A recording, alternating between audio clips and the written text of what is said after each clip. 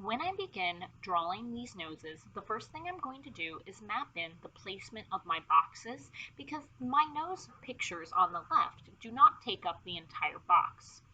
Then I'm going to map in each shape of the nose. I'm going to try to get the shape of the nostril opening, the nostril edge. On this example of the nose to the profile, I see a little bit of the eye behind it. When I look at the nose towards the front that is directly facing me, I also see parts of the eyes, but I see weird shadows coming from underneath the nose and the nostrils that are going to be cast away. So I'm going to try to map in all of those before I start shading. Then I'm going to start shading in and mapping in my dark values to get rid of those lines because I don't want any outlining on my final project.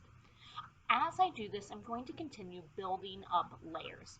Although I might be starting with some of my really dark shadows, I know that not all of it will be dark. So I'm going to leave places like my highlight on my nose, the white of the paper, which I will end up doing on a little bit more later. As I continue building things up, I'm going to pay attention to hard edges versus soft edges.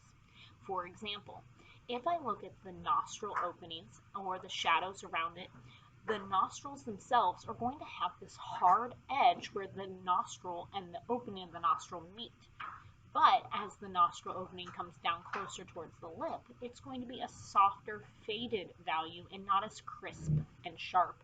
Notice though, I'm avoiding outlining.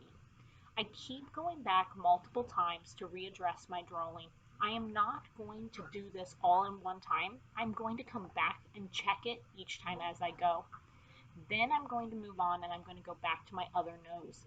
I also might add in things like my highlight. If I thought that the lightest value wasn't light enough, I might go back in with my eraser and recreate a highlight.